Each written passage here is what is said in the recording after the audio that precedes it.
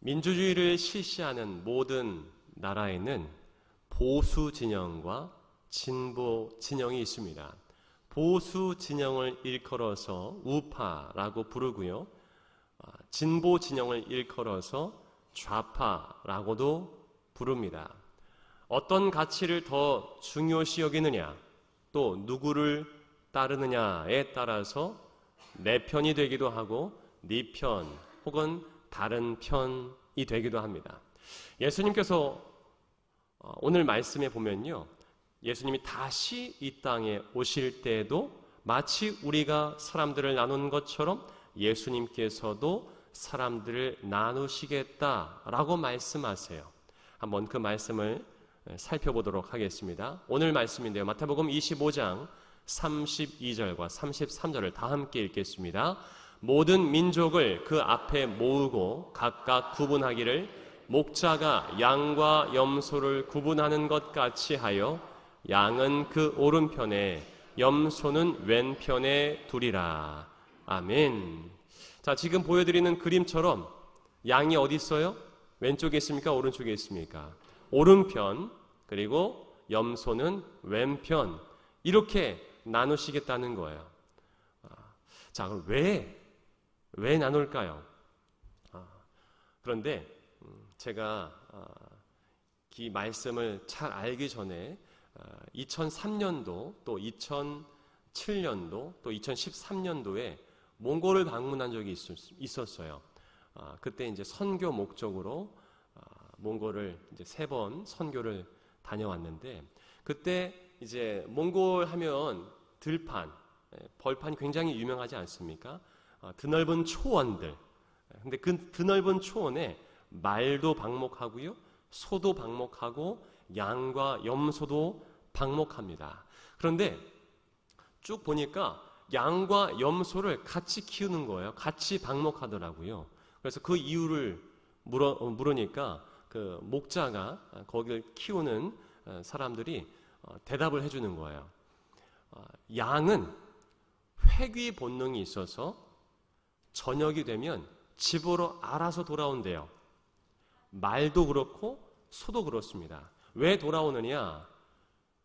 몽골은 여전히 늑대가 있습니다. 이리가 있어요. 맹수들이 있어요. 그러니까 울타리 안이 안전하다는 것을 알아요. 그리고 집이 어디 있는지 압니다. 그래서 저녁이 되면은 알아서 돌아온다는 거예요. 아침에는 풀어놓으면 알아서 초원을 거닐다가 또 풀도 뜯어먹고 물도 마시다가 이제 해가 뉘엿뉘엿거리면 회귀 본능이 있어서 집으로 돌아올 줄 안다는 거예요. 하지만 양은 그렇지 못하대요. 양은 시력도 안 좋아서 어디로 가야 될지, 누가 곁에 없으면은 사방팔방으로 갈 수 있다는 거죠. 그런데 대신에 양은 시력이 좋지 않기 때문에 바로 앞에 있는 양 엉덩이나 꼬리를 보면서 그냥 졸졸졸 따라다닐 수는 있대요. 그런데 이 회귀 본능이 있는 염소와 양을 같이 키우면 이 염소가 저녁 때 집으로 돌아올 때 그 염소 엉덩이를 보면서 졸졸졸졸 양들이 따라온다는 거예요. 그래서 양과 염소를 같이 키운다라는 얘기를 몽골에서 들었어요. 자, 하지만 울타리에 넣을 때는 양은 양대로 또 염소는 염소대로 넣을 때가 있는 거죠. 양과 염소를 구분하기 위해서.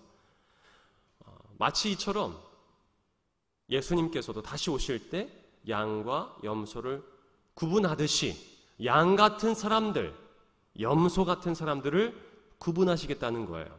그런데 이 양과 염소가 단순히 회귀 본능이 있느냐 없느냐만 차이가 있는 것이 아니래요. 양은 특성상 그 주인의 말, 목자의 말을 잘 듣고 따른다고 합니다. 순하대요. 그런데 염소는 고집이 있대요. 독립적이대요. 그리고 무리를 지어서 다니기보다는 독립적일 경우가 많고 고집이 있어서 말을 잘 안 듣고 자기 판단대로 살아간다는 거죠. 그래서 여러분들 혹시 염소를 보다가 염소에게 뿔에 끈이 묶여 있거나 그런 경우들 혹시 보신 적이 있을지 모르겠습니다. 왜냐하면은 이제 데리고 가야 되는데 염소가 주인 말을 안 들으니까 끈으로 묶어서라도 데려가기 위해서 종종 끈이 묶여있는, 뿔에 끈이 묶여있는 염소들을 보실 수도 있을지 모르겠어요. 이렇게 단순히 회귀 본능이 있느냐 없느냐만 다른 것이 아니라 양은 주인의 말, 목자의 음성을 듣고 잘 따르는 반면 염소는 자기 고집대로 살아간다는 거죠. 마치 양과 같은 사람들, 하나님의 말씀을 잘 듣고 따르는 사람들은 오른쪽에, 그리고 그렇지 않은 염소 같은 사람들은 왼쪽에 두시겠다라고 하십니다. 자, 그러면 오른쪽에 있는 양과 같은 사람들은 어떤 삶을 살았을까요? 말씀을 통해 또 확인해 보겠습니다. 35절, 36절, 40절 한번 읽어볼게요. 시작. 내가 줄일 때에 너희가 먹을 것을 주었고 목마를 때에 마시게 하였고 나그네 되었을 때에 영접하였고 헐벗었을 때에 옷을 입혔고 병들었을 때에 돌보았고 옥에 갇혔을 때에 와서 보았느니라.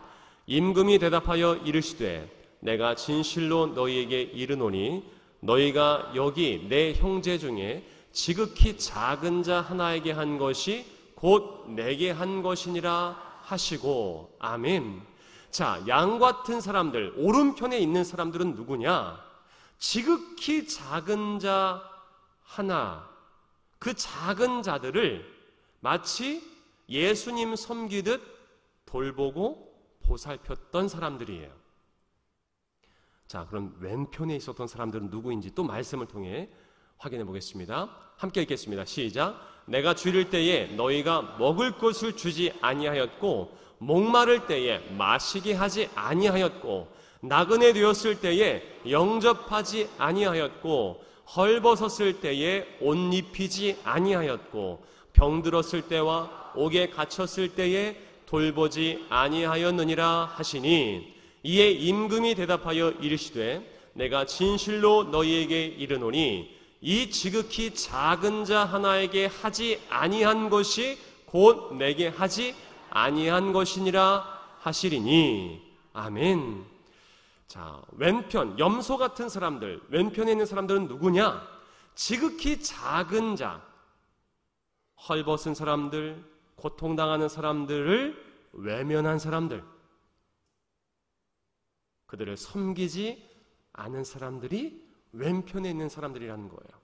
지극히 작은 자라는 것은 우리 주위에 가난한 사람들, 아파하는 사람들, 힘들어하는 사람들, 소외된 사람들, 외면받는 사람들, 그들을 말하는 것입니다. 그들을 마치 예수님을 섬기듯 잘 돌보고 사랑한 사람들, 그들이 양 같은 사람들로서 오른편에 있는 것이고요. 그렇지 않고 외면한 사람들은 왼편, 염소와 같은 사람들이라는 거예요. 자, 그렇다면 왜 그렇게 구분하였을까요? 구분한 이유는 다음과 같습니다. 또 말씀을 다 같이 한번 읽어볼게요. 34절과 41절 말씀입니다. 다 같이 읽겠습니다. 시작. 그때에 임금이 그 오른편에 있는 자들에게 이르시되 내 아버지께 복받을 자들이여 나와 창세로부터 너희를 위하여 예비된 나라를 상속받으라. 또 왼편에 있는 자들에게 이르시되 저주를 받은 자들아 나를 떠나 마귀와 그 사자들을 위하여 예비된 영원한 불에 들어가라. 아멘. 자, 법정에서도 피의자와 피해자를 같이 두지 않습니다. 서로 따로 구분하죠. 마찬가지로 양과 같은 사람들과 또 염소 같은 사람들을 구분하셨어요. 양과 같이 예수님의 말씀을 듣고 마치 어려운 사람들 예수님을 섬기듯 사랑하고 돌봤던 사람들은 오른편에, 그렇지 않은 사람들은 왼편에 두셨단 말이에요. 그 이유는 그렇게 주님의 말씀에 순종하여 내 이웃을 내 몸과 같이 사랑했던 사람들, 어렵고 힘들고 가난하고 외면받고 소외받은 사람들을 예수님 섬기듯 그렇게 사랑하고 돌본 사람들은 복을 받고 하나님 나라를 상속받게 하시기 위함이고요.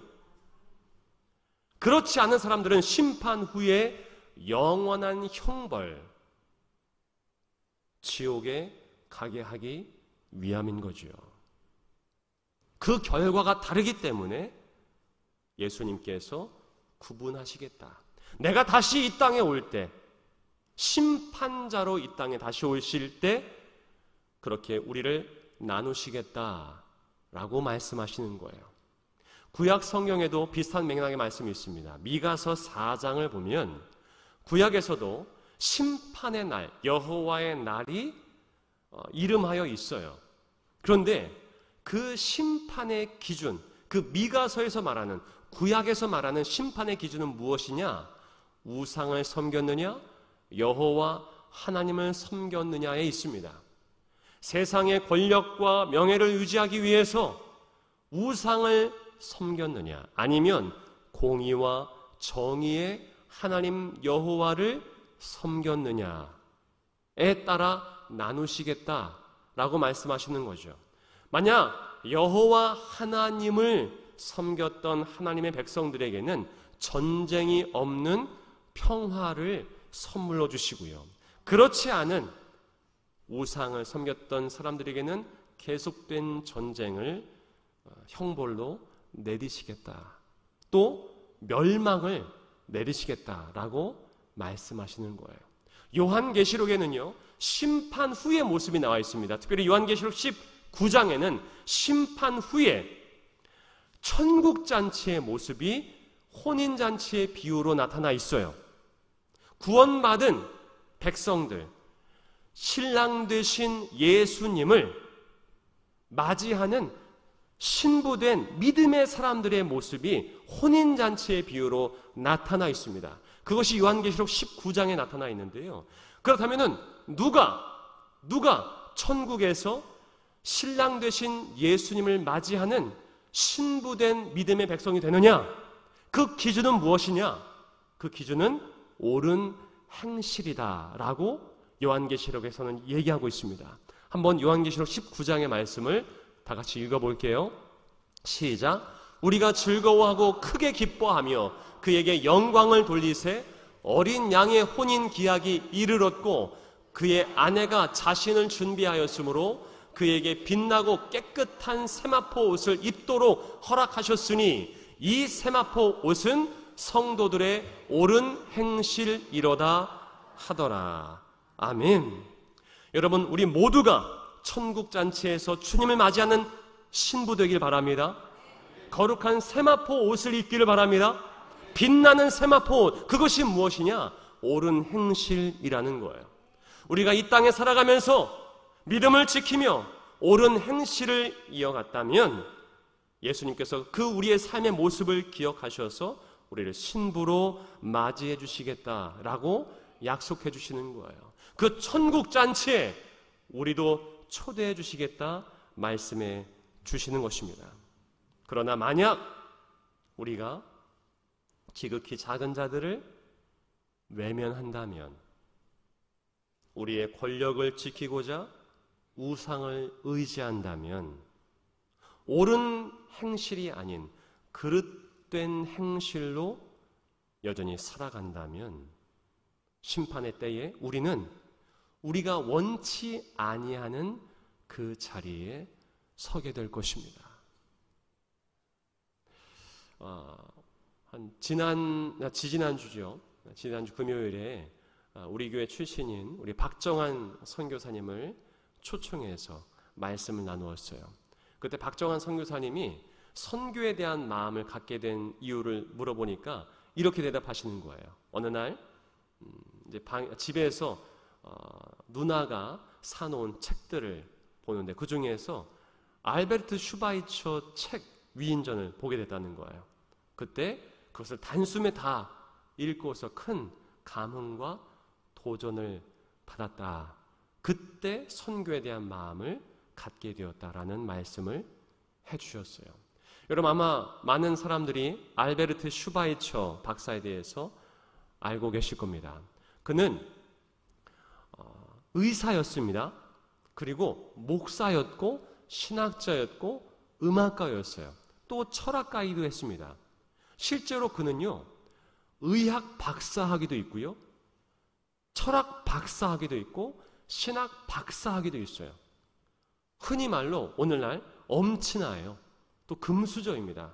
그런데 그 모든 자기의 지위, 또 학력 모든 것을 뒤로 하고 1913년에 아프리카로 갔어요.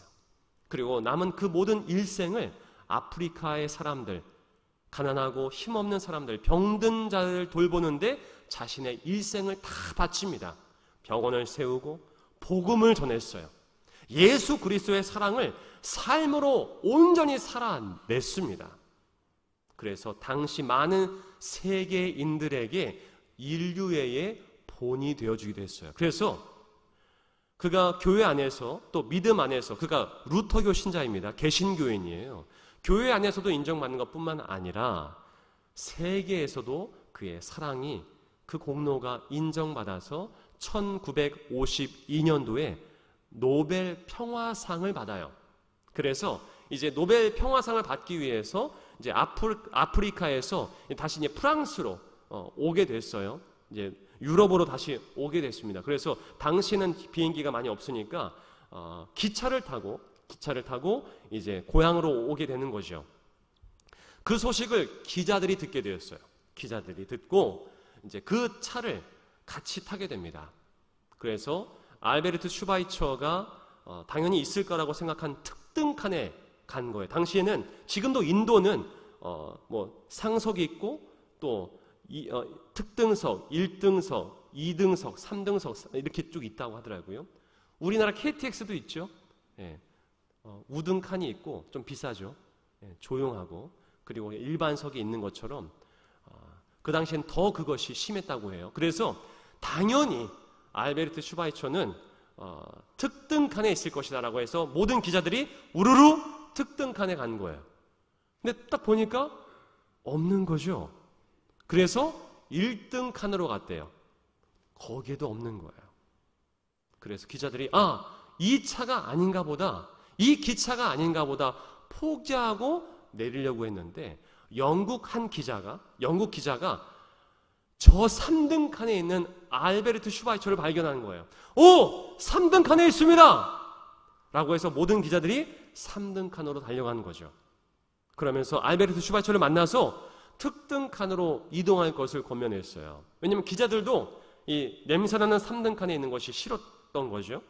그래서 알베르트 슈바이처를 설득해서 우리 같이 특등 칸으로 갑시다. 왜 여기 있습니까? 어찌하여 왜 여기 있는 겁니까? 라고 한 기자가 물었대요. 그때 알베르트 슈바이처가 이런 대답을 했다고 합니다. 저는 편안한 곳을 찾아다니는 게 아니라 저의 도움을 필요로 하는 곳을 찾아다닙니다. 라는 대답을 하면서 계속해서 그 3등 칸에 있는 어려운 환자들을 계속 돌봤다고 해요. 실제로 영국 기자가 3등 칸에서 슈바이처를 발견했을 때 그때도 어려운 사람들, 아픈 사람들을 진찰하고 있었다고 합니다. 아주 유명한 일화예요.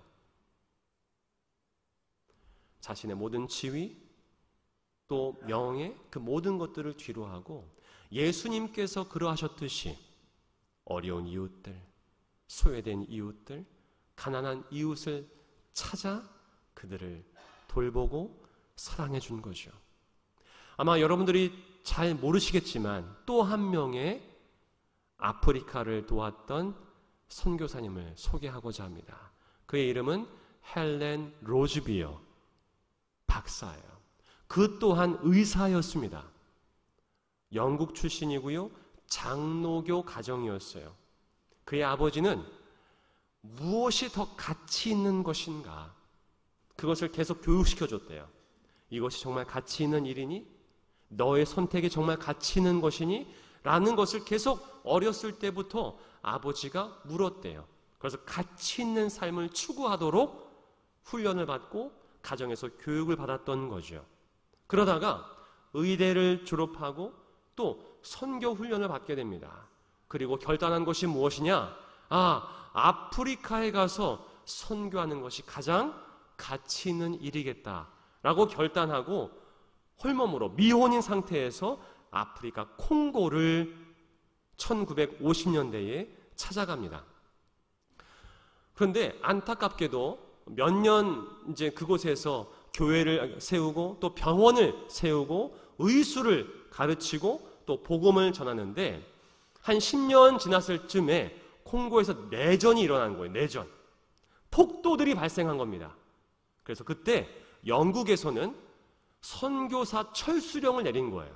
지금 콩고, 특별히 콩고가 지금 내전이 일어나서 어려우니까, 위험하니까 선교사님들은 다 철수하십시오. 여러분, 미얀마라던가 아니면 이스라엘 이 내전이 일어났을 때, 가자지구 전쟁이 일어났을 때 우리 외교관에서 다 가급적이면 철수하십시오. 아니면 차량을 대절해서 그 위험 지역에서 벗어나게 하잖아요. 그때도 영국에서 그런 명령과 지시를 내린 거예요. 근데 그때 헬렌 로즈비어 선교사님은 고민을 했대요. 내가 돌아간 것이 맞나?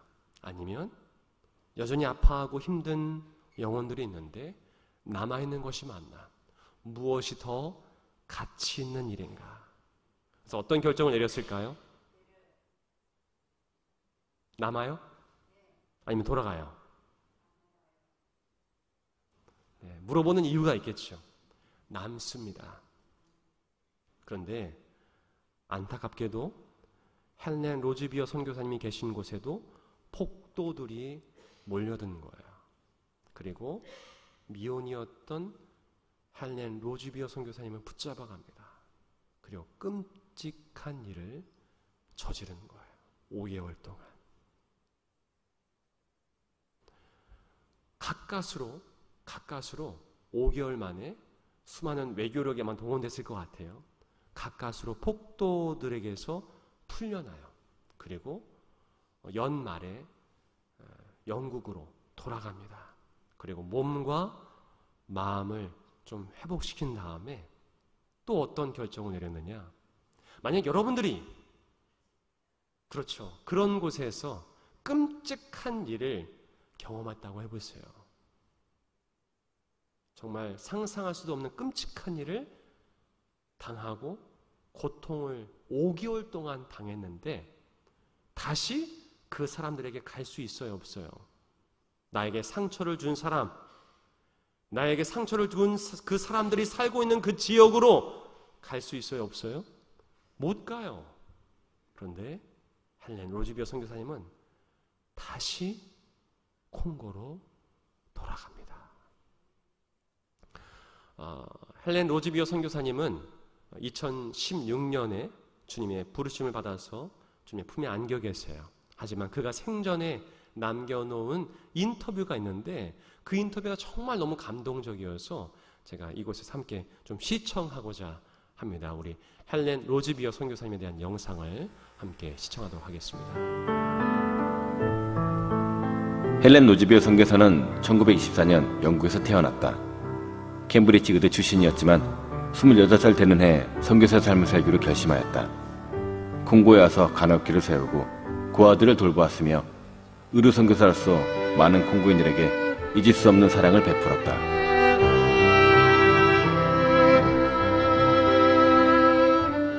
여성이었지만 남성 못지않은 열정으로 교육과 생활의 변화에 앞장섰으며 정글에서 세상과 교류할 수 있는 활주로도 만들었다. 그러나 그 일을 감당하기까지 있었던 콩고에서의 일은 상상하기 어려운 고통과 절망의 연속이었다. 1960년 6월 벨기에로부터 콩고는 독립하게 되지만 폭동과 반군들에 의한 대학살이 일어났다. 위협을 느낀 백인들은 떠나야 했지만 헬렌과 몇몇의 선교사들은 떠나지 않았다. 하지만 그 선택은 고통스러운 결과를 가져왔다.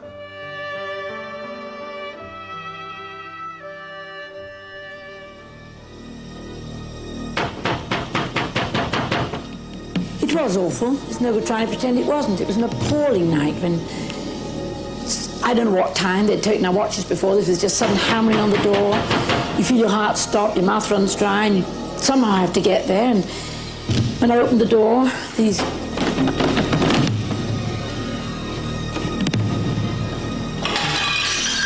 I don't know what was in my mind. I think I thought I'd just go off to the forest and hide.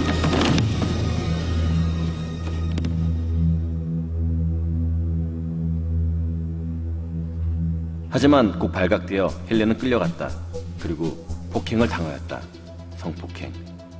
헬렌 로즈비어 선교사뿐만 아니라 그 시기에 남아있는 선교사들은 말로 표현하기 힘든 고난을 당하게 되었다. 포로가 된 헬렌과 선교사들은 완바에 있는 수년으로 옮겨졌다. 그곳에서 죽음을 기다리게 되었고 헬렌은 친구들을 잃었다. 1964년 헬렌과 선교사들이 끌려와서 머물렀던 곳. 변한 것은 아무것도 없다. 과거의 상처를 깊숙이 가지고 있는 이곳에서 선교사들이 목숨을 잃었다. 그리고 남아있던 선교사들은 이반비와 네버본고에서 반군들에 의해 90km 떨어진 이곳까지 끌려왔고 대부분 이곳에서 사형을 기다리게 되었다. 헬렌과 함께한 선교사들은 피할 길이 없었다.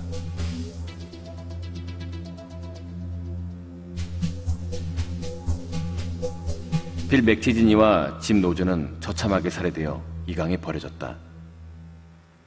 흐르는 강, 이 강에 버려진 헬렌의 친구들, 그들은 끝까지 주님을 부인하지 않았고 서서히 주님의 품으로 다가갔다. 헬렌은 영국으로 돌아왔으나 다시 콩고로 돌아간다. 그의 사명이 있었고 콩고는 헬렌을 원했다. 돌아온 헬렌은 양쿤대에서 학교를 설립하고 학생들을 가르쳤다. 제자들을 양성하면서 배신의 아픔도 겪지만 그곳에서 자신이 배운 의술로 가난하고 힘없는 사람들을 도왔다. Lord Jesus living in me. Lord Jesus living in you. You can't forget that. He's there. And you think of it every day. I think if you get... Okay, people talk about being burnt out. You can be burnt out in your job. You can be burnt out in the work you do. You can't be burnt out in your heart for Jesus. 2 Corinthians chapter 4 verse 7. And it says, we have this treasure in earthen vessels, that the power and the glory may be to God and not to us. The treasure is the Lord Jesus. The earthen vessel is my body. I have this treasure, the Lord Jesus, in me.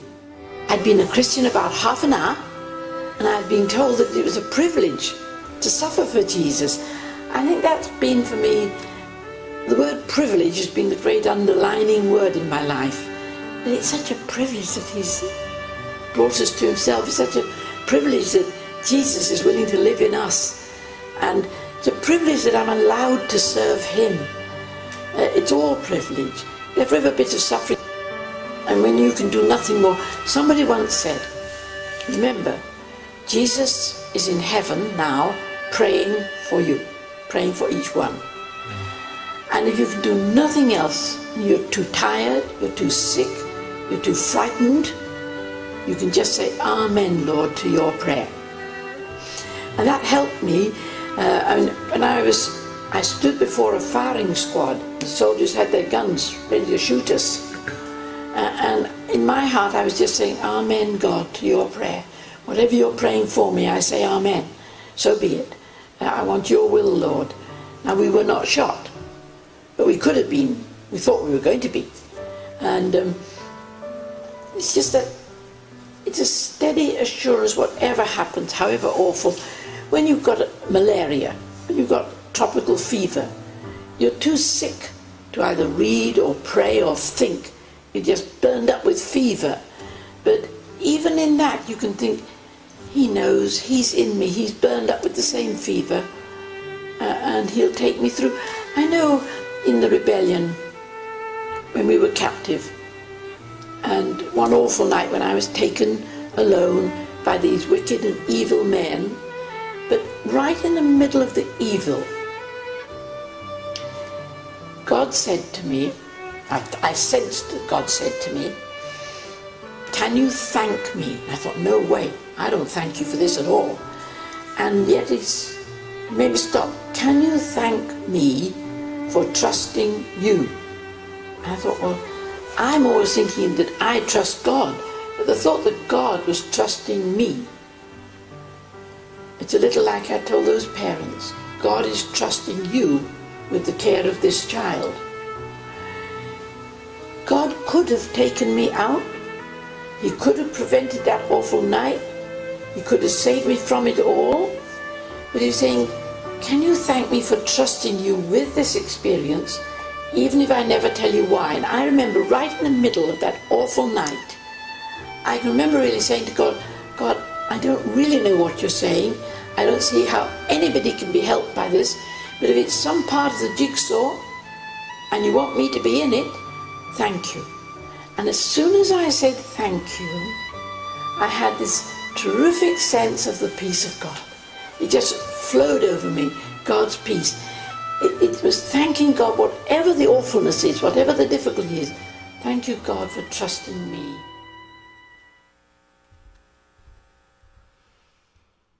네, 물론 이웃들을 섬기는 것, 또 어려운 가난하고 힘든 이웃들을 섬기는 일에는 어려움이 따라요. 조금 전에도 헬렌 로즈비어 선교사님께서도 말씀하셨지만 하나님의 일을 하는 것, 또 사랑을 베풀고 이웃들을 섬기는 것에는 때로는 어려움과 고난이 따를 수 있습니다. 하지만 그것이 우리를 사랑하시고 또 우리를 믿고 신뢰해서 맡겨주신 하나님의 또한 사명, 우리에게 주신 사명인 줄 믿습니다.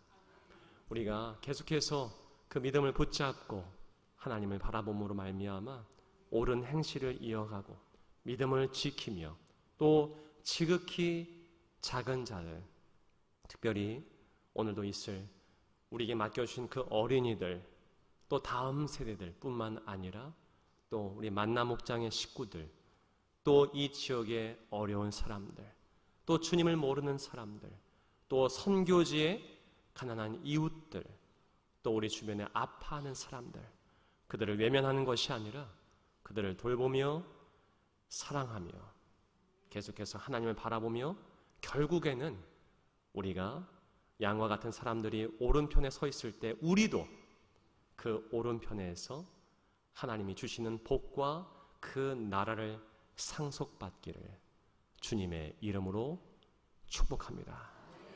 기도하겠습니다. 사랑의 주 하나님, 우리에게 말씀해 주심에 감사드립니다.